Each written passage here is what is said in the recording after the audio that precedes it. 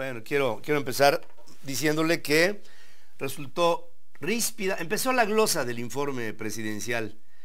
En ello hay secretarios de Estado que deben acudir a las cámaras para tener diálogo con los diferentes actores del mundo legislativo en México en esta 63ª legislatura, con, ya sabe usted, senadores que continúan el camino desde principios de la administración del presidente Peña, y con diputados, en este caso con senadores. El secretario de Gobernación, Osorio, enfrentó duros señalamientos de los legisladores de la oposición, y en su comparecencia de poco más de 4 horas ante el Senado, como parte de la glosa del tercer informe de gobierno, Osorio Chong fue recibido con cartulinas colocadas en escaños de la fracción panista en la propia Cámara, que hacían referencia a los escándalos que ha tenido que enfrentar el gobierno federal desde el principio de la administración: la Casa Blanca, la de Malinalco, que aunque parezca que para el señor Videgaray ya se lo olvidó, sigue en pendiente, la de Ixtapan de la Sal, los problemas con OHL, con IGA, la fuga del Chapo Guzmán, Ayotzinapa, Tlatlaya. Hubo un listado bárbaro, una cadena de temas que la oposición a Chong le tenía en pendiente. Sobre la desaparición de los 43 normalistas, Osorio afirmó que el gobierno federal no busca la verdad oficial o la conveniente, que lo que simplemente busca es la verdad. Dice: estamos del mismo lado, ni perdón para los culpables ni olvido para las víctimas, fue lo que asentaba. Insistió en que hechos como el de Ayotzinapa se deben de enfrentar con soluciones estructurales. No sé a qué se refiere con eso de soluciones estructurales, en fin, con la iniciativa enviada por el presidente para facultar a la Federación a intervenir en los municipios infiltrados por la delincuencia, por el crimen organizado, como fue el caso de Iguala, ¿no? Ante el señalamiento de graves omisiones que derivaron en la fuga del Chapo Guzmán, Osorio dijo que el sistema penitenciario enfrenta grandes retos y que esta evasión costó al país el esfuerzo de las instituciones que lo detuvieron. De la sociedad ni hablar. La sociedad es la que más se encuentra agraviada, más que las instituciones que lo detienen. La sociedad ve cómo nuestro sistema penitenciario o de justicia pasa por este periodo de profunda corrupción, porque el Chapo Guzmán no nada más se fugó por un túnel, se fugó por un hoyo de corrupción existente en México.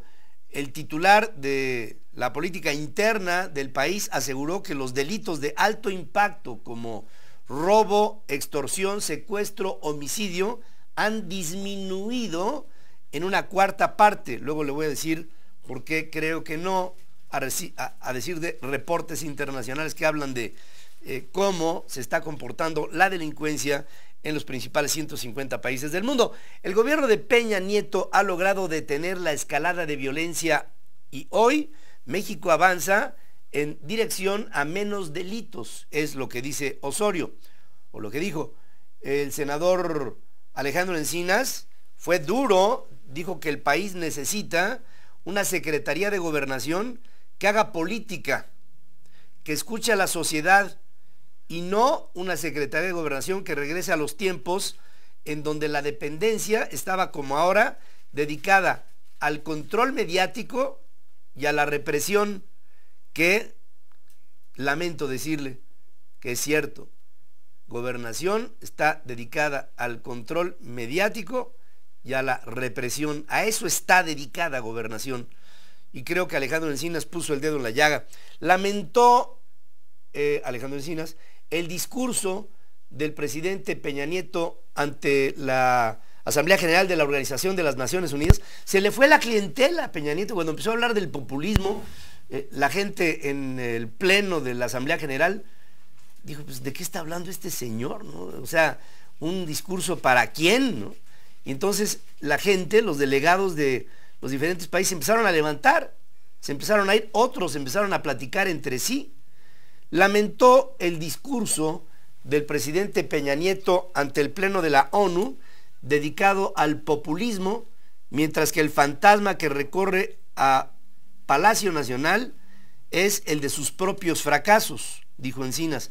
A nadie sorprendió, por ejemplo, la exoneración por posibles conflictos de interés en los casos de esta problemática inmobiliaria de altos servidores públicos. Lo sorprendente hubiera sido una investigación autónoma, haciendo referencia, Adriana Dávila del PAN, haciendo referencia a la exoneración que Virgilio Andrade, como secretario de la Función Pública, exonera al presidente, a la primera dama, al secretario de Hacienda. Bueno, ya ni lo tocó, ¿no? Ya, olvídense.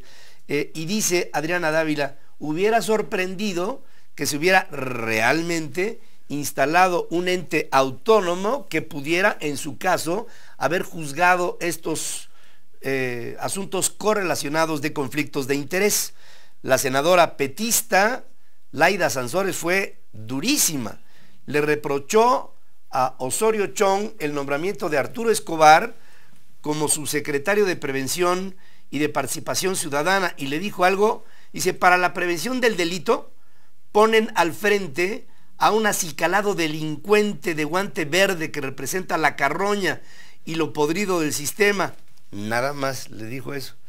Pues ¿cuántos votos le deben al verde que ya se hicieron de la política un negocio redondo y que todavía no acaban de pagarles? Le dice Laida Sansores. Presidente, senadoras, senadores, señor secretario de Gobernación, usted es de los hombres más experimentados del gabinete, pero no hay ni cómo darle. Un secretario de Gobernación debe ser el gran operador político. ¿Pero qué le pasó? ¿Que la corrupción y la ineptitud también se contagian? Su supersecretaría es un súper desgarriate. 7 subsecretarios, un gran personal, y los únicos leales a usted son su secretario particular, su chofer y posiblemente su perro. Acabó Laida Sansores con el secretario de Gobernación, que fue a defenderse como gato boca arriba de lo que la oposición, el priismo, lanzaba en la Cámara de Senadores. El día de hoy va al Senado Aurelio Nuño, y después en el día siguiente estará Luis Videgaray Caso. La semana que entra será el lunes, ¿no? Martes. El martes de la semana que entra estará Luis Videgaray Caso, secretario de Hacienda, también compareciendo ante los legisladores. Así está la situación. Esta es una nota digna de resaltarse, porque el tono entre los diferentes poderes empieza a haber esta división sobre temas que siguen pesando en la agenda del gobierno federal, de los que el presidente y su grupo no se han podido desligar. Asuntos de intereses correlacionados, el México Querétaro, la Casa Blanca, Ixtapan de la Sal, Malinalco, no paramos. Temas de observancia a los derechos humanos como Ayotzinapa, como Tlatlaya, no acabamos. Temas de, bueno, cuando se hicieron los cambios, los últimos cambios en el gabinete, Arturo Escobar sigue en la agenda, aparte de que los otros dados a conocer no acabaron siendo los que esperaba el respetable ciudadano mexicano, que quería cambios sustantivos sobre lo que la administración del presidente Peña Nieto está terminando su tercer año de gobierno verdaderamente con cajas destempladas. El desprestigio a la institución presidencial y a el halo alrededor de ella, que es el gabinete, es prácticamente total, cuando sigue prevaleciendo la corrupción, la impunidad, la injusticia y la frustración de una sociedad que no ve en su presidente un grado de sensatez como lo que realmente todos quisiéramos ver. Vamos a hacer un corte, amigos en el país.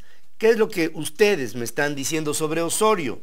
Roberto Cárdenas, como todo buen político, es impermeable a la crítica por su mal desempeño y todo lo hacen o lo ven como logros. Las verdades las ven como solamente palabras de la oposición. Sin más reflexión, Carla Zayas. Es increíble la aparente calma que dibuja Osorio en su rostro. Quizás nos podamos dar cuenta que su gesticulación obedece a una sola razón. Le importa poco todo. Telma Cervantes. ¿Cómo se puede defender lo indefendible? ¿Cómo se puede ocultar lo evidente? ¿Cómo se puede cerrar los ojos cuando todos estamos con la mirada puesta en todos los gobernantes? Gabriela González. Me parece que Osorio quiere tapar a toda costa, evadir que todo lo que pasa con la violencia y con el narco es porque lo han dejado crecer ellos mismos. No acepta responsabilidad alguna.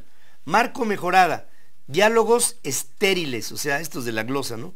Pues de ello nada se logra. Los comparecientes tienen la piel más que curtida y solamente son comparsa de un teatro que representa una obra insulsa que vemos todos, o sea que así es todos los años.